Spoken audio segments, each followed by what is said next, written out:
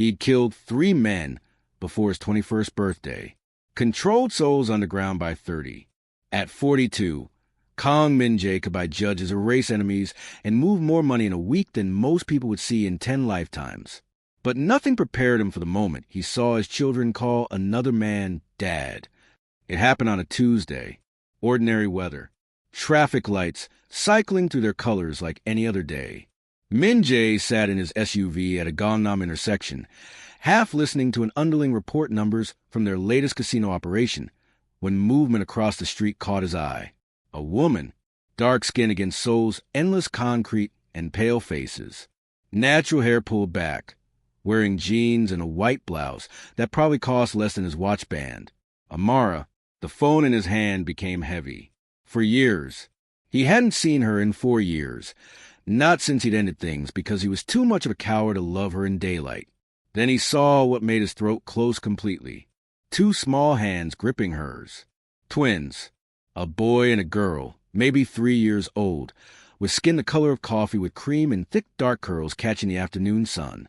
His hand went slack. The phone tumbled into his lap, the underling's voice still droning about percentages and protection payments.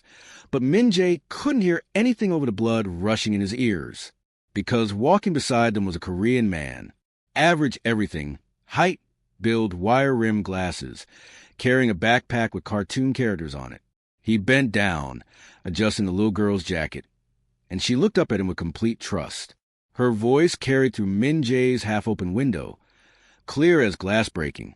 "Dad, can we get ice cream?" Dad. The single syllable hit harder than any bullet he'd ever taken. That man, that nobody, was Dad. Not him. Not the biological father, whose genetics those kids clearly carried. Some random guy who probably taught middle school or worked in accounting. In 20 years of controlling Seoul's criminal underworld, Min-jae had never felt powerless. Not when rival gangs came for him. Not when police raids almost caught him. Not even when he'd had to make choices that kept him awake at night. But watching his blood call another man father, that was a different kind of death. The light turned green. His driver waited. Min-jae's throat felt like crushed glass. "Follow them," he whispered, slowly. For years earlier, she had been Amara, no last name needed in his world. She'd come to Seoul on a fellowship, researching urban development in East Asian cities, her Korean flawless and textbook perfect. They'd met at a gallery opening he'd attended for appearances, where men in expensive suits pretended to understand modern art while making deals in hushed corners. She'd been standing alone in front of a painting, genuinely studying it, and when she'd turned to leave, she'd walked directly into his chest. "Sorry," she'd said in Korean, not flustered, just matter of fact. He'd been captivated immediately, not just by her beauty, though she was striking in ways that made people stare on Seoul's homogeneous streets. It was her self-possession, the way she occupied space without apology. Their affair had been volcanic, secret dinners in private rooms where he could touch her without eyes watching. Long nights in hotel suites that cost more than most people's monthly rent. He'd memorized every inch of her skin, learned how she took her coffee, discovered she could make him laugh in ways no one else dared. But he'd never taken her anywhere public, never introduced her to his associates, never let her meet the parts of his life that mattered in the social hierarchy he commanded. She'd never asked him to. That should have been his first warning that she was different, that she saw through him completely. "Why do you do this?" she'd asked one night, her head on his chest, fingers tracing the scars he collected over 2 decades of violence. "Do what?" "Love me in the dark." He'd had no answer, or rather, he'd had too many, because she was foreign, because she was black in a country that barely acknowledged its own diversity, because his world was built on appearances and lineage and blood purity that went back generations. Because loving her publicly would have been seen as weakness, eccentricity, a crack in his armor. Because he was a coward. He'd told himself he was protecting her. From his enemies. From the danger. From the whispers and the judgment. But really, he'd been protecting himself from having to choose between power and love. After 8 months, he'd ended it. Told her it was too dangerous. That people were asking questions. That he couldn't guarantee her safety. She listened quietly, nodded once, and walked out his life without tears or accusations. He'd told himself it was for the best. Now his driver followed her white Honda Civic through the winding streets of a modest neighborhood far from Gangnam's glitter. She parked in front of a small apartment building, the kind where families hung laundry on balconies and kids played soccer in the courtyard. Min-jae watched from 2 blocks away as she unbuckled the twins, as the man carried the little girl on his shoulders while the boy held Amara's hand. They disappeared through the entrance like a complete family, like something from a television drama about ordinary happiness. He sat in the dark SUV for 20 minutes, his mind calculating like it always did. The twins' age matched exactly. 3 years, maybe 3.5. The timing aligned perfectly with when he'd pushed her away. She'd been pregnant. She'd known. And she'd never told him. The betrayal felt like a knife between his ribs, but beneath it ran something else. Something that felt uncomfortably like relief. Because if she'd told him, what would he have done? Married her? Claimed the children publicly? Destroyed his carefully constructed empire for love? He knew the answer, and it made him hate himself. Over the next week, Min-jae did what he did best. He investigated. The man's name was Park Ji-hoon, 38, elementary school music teacher. No criminal record, no debts, no connections to anything questionable. He volunteered at a community center on weekends. He'd been dating Amara for 2 years, moved in 6 months ago. The file sat on Min-jae's desk like an accusation. This ordinary man had chosen his children without blood obligation, had stayed when Min-jae had run, had given him stability while Min-jae built his empire on fear. His second-in-command, Yoon, studied him across the desk. You want me to make him disappear? Easy enough. Traffic accident, random mugging. No, the word came out sharper than Min-jae intended. Yoon raised an eyebrow.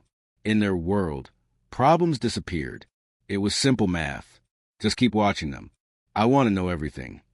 For 3 weeks, Min-jae watched through reports and photographs. He learned his son's name was Juno, his daughter Sora.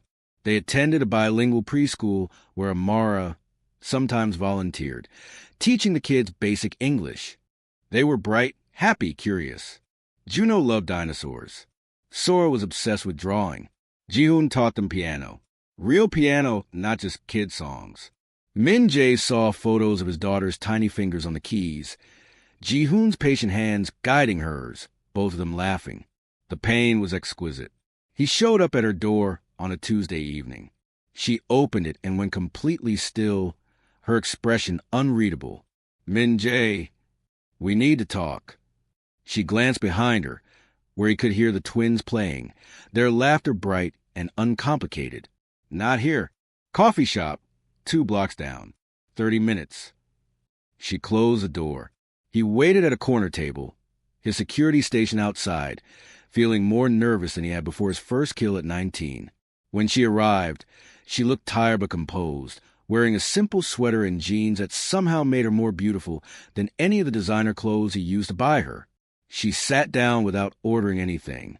They're mine, he said. They're theirs, she corrected quietly. They belong to themselves. You should have told me. Why? Her eyes met his, unflinching. So you could do what, exactly? Set us up in a secret apartment? Visit once a month when it was convenient? Give them money but never your name? Each word landed like a physical blow. I had a right to know. You had a right to be a father. Those aren't the same thing. She leaned forward slightly. I found out I was pregnant 2 weeks after you ended things. I sat in that clinic, holding the ultrasound, and I thought about calling you. I really did. Why didn't you? Because I knew what would happen. You'd feel obligated. You'd offer money, protection, maybe even marriage if you were feeling particularly guilty. But you'd resent them, resent me, because we'd be the reason your empire crumbled, the reason people whispered, the reason you lost respect. You don't know that. Don't I? Her smile was sad. You couldn't even take me to dinner, Min-jae. You couldn't hold my hand on the street. How were you going to claim mixed-race twins? The truth of it sat between them like a third person. I've changed, he said, and even his own ears it sounded hollow. Then prove it, but not to me, to them. She stood up. You want to know your children? Fine, but you don't get to discover them and own them. You don't get to buy your way into their lives or intimidate Ji-hoon into leaving or use your power to control how this goes. I would never. You already did. I know you've been watching us. I know you have files on Ji-hoon, probably on me too. That's who you are. She softened slightly. But if you want to be someone different, if you genuinely want to be part of their lives, then you follow my rules. Which are, no Mafia exposure. Ever. They don't meet your associates. They don't see your world. They don't become targets. No money is leverage. No gifts that come with strings. No cultural erasure. They're Korean and they're African, and they'll know both sides of themselves fully. And Ji-hoon stays. He's their father in every way that matters. You'll have to share. The last part felt like swallowing broken glass. And if I can't accept that, then walk away now and let them have peace. Her voice didn't waver.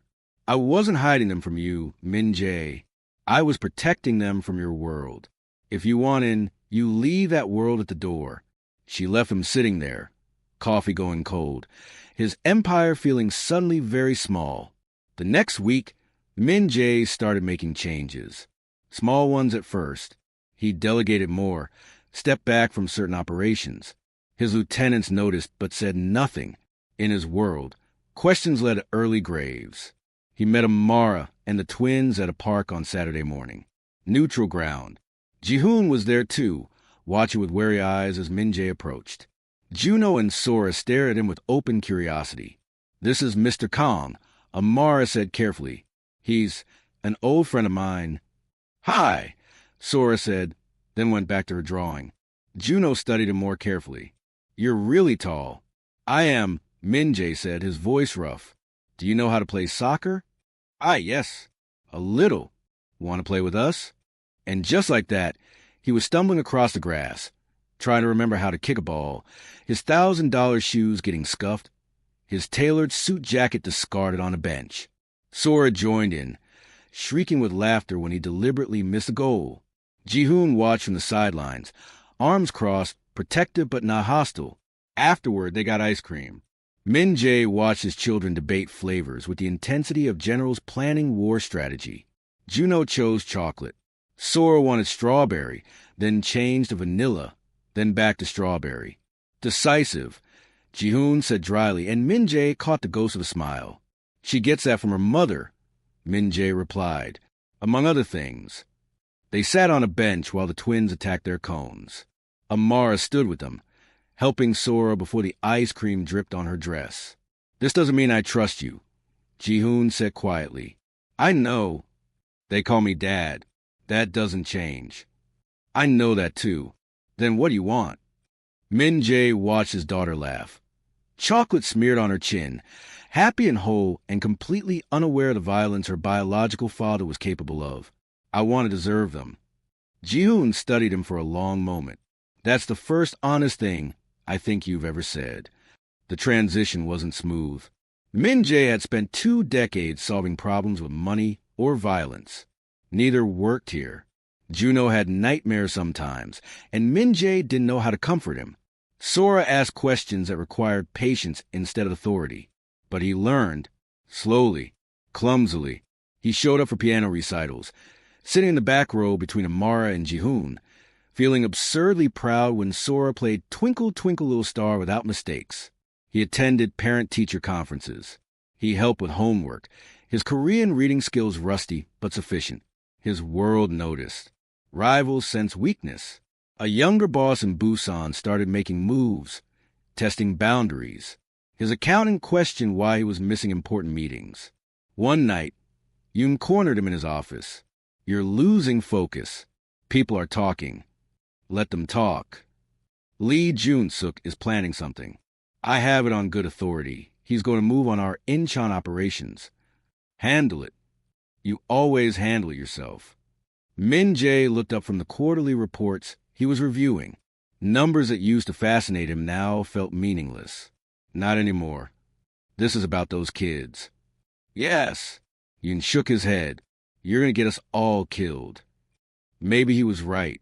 Min Jae started to notice gaps in his security. Meetings happening without him. Loyalty was a transaction in his world, and he was no longer holding up his end. The crisis came on a Thursday. Lee Jun-suk made his move, hitting 3 of Min Jae's businesses in one night. The message was clear. The king was weak. The throne was available. Min Jae got the call at 9 p.m. He was at Amar's apartment, helping Juno build a Lego spaceship, while Sora colored at the table. Ji-hoon was making tea in the kitchen. Yoon's voice was tight. We need you. Now. Lee's people are at the warehouse. If we don't respond hard, we lose everything. In the old days, Min Jae would have been in the car before Yoon finished the sentence. He would have orchestrated a response so brutal, it would be referenced in whispers for years. He looked at Juno, who was concentrating intensely on finding the right piece. Mr. Kong, is this the right one? The boy held up a small blue block. Yeah, that's perfect. Min Jae, Yoon pressed. Are you listening? I'm listening. Tell Lee he can have the warehouse. Silence on the other end. What? You heard me. Pull our people out. Let him take it. That's 3 million won a month, and it makes us look weak. Then we look weak. He hung up. Amara was watching him from the kitchen doorway, her expression unreadable. Ji-hoon had stopped making tea, clearly having heard enough to understand what just happened. That was a business decision. Min Jae said quietly. A very expensive one, Amar replied. Some things cost more than money. Over the next month, Min Jae systematically dismantled his empire. He sold operations, transferred ownership, retired from positions of power. Some of his people understood. Most thought he'd lost his mind. The day he officially stepped down as head of his organization, he drove to the park where he'd first played soccer with his children. He sat on a bench, feeling lighter and more terrified than he'd ever been. His phone rang. Unknown number. Kong Min Jae. A rough voice he didn't recognize. Who's this? Someone who remembers what you did to his brother in 2019. You're vulnerable now. Unprotected. Thought you should know we're coming. The line went dead. Min Jae sat there, heart pounding, old instincts screaming at him to run, to hide, to strike first. He could call Yoon, could reactivate a security network, could become the monster he'd been for 20 years. Instead, he called Amara. I need to tell you something. He explained everything. The threats, the enemies he'd made, the danger that might be circling their lives now because of his choices. She listened in silence. I can disappear, he said. Stay away from the kids, keep you all safe. I just wanted you to know why. Is that what you want? No. God, no. But it might be what's necessary. Come over, she said. We need to talk about this together. When he arrived, Ji-hoon was there too. They sat at the kitchen table while the twins slept in the next room. And for the first time in his life, Min Jae was completely honest about what he'd been, what he'd done, and what might be coming. I won't let them become targets because of me, he finished. Ji-hoon spoke first. You already made them targets the moment you had them followed, the moment you showed up at the park. You can't undo that. I know. So the question isn't whether there's risk. There's always risk. The question is what kind of father you're going to be while facing it. Amara reached across the table, her hand covering his. You don't get to run when it gets hard. You don't get to make unilateral decisions about their safety and disappear. If you're in, you're in. We face this together. I could get you all killed. You could get hit by a bus tomorrow, Ji-hoon said. Life doesn't come with guarantees. But family means you don't face threats alone. Min Jae felt something break open in his chest. Something that had been frozen for longer than he could remember. They hired security. Real security, not thugs. They moved to a better building with actual safety measures. Min Jae transferred what remained of his legitimate business assets into trusts for children. The threats never materialized. Maybe his enemies found easier targets. Maybe they realized a man with nothing left to lose was the most dangerous kind. Time passed. Seasons changed. Min Jae learned to braid Sora's hair, though his first attempts looked like disasters. He learned Juno's tells when the boy was anxious. He learned that being a father meant showing up consistently, not dramatically. One Saturday morning, almost 2 years after that first sighting on the street, Min Jae sat at the breakfast table in their new apartment. Sora was practicing piano in the living room, Ji-hoon coaching her through a difficult passage. Juno was reading a book about space, periodically asking Min Jae questions about black holes that he absolutely could not answer. Amara brought coffee, kissing the top of his head as she passed. A casual gesture that still made his heart skip. "You know what I realized?" he said quietly. "What?" "I spent 20 years being feared as a king, but I'd rather be chosen as a father." She smiled, the kind that reached her eyes and made him feel like maybe, finally, he'd gotten something right. From the living room, Sora called out, "Dad, Dad, I did it." I played the whole song. Ji-hoon's voice responded first. "That was perfect, sweetheart." Then Sora again, "Min Jae, did you hear me?" And there it was.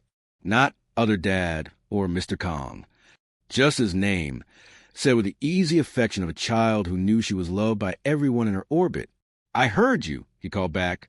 "You're incredible." Juno looked up from his book. "When I grow up, I want to be a scientist. Or maybe a teacher like Ji-hoon. Or maybe I'll do business like you used to." "You can be anything you want," Min Jae said, and meant it with every cell in his body. "Will you teach me Korean business stuff?" "The legal kind, yeah." "What's the illegal kind?" Min Jae caught Amara's eye. She was smiling, letting him feel this one. "Shortcuts that hurt people. I used to take them. I don't anymore." "Because of us?" "Because of me. You just helped me remember who I wanted to be."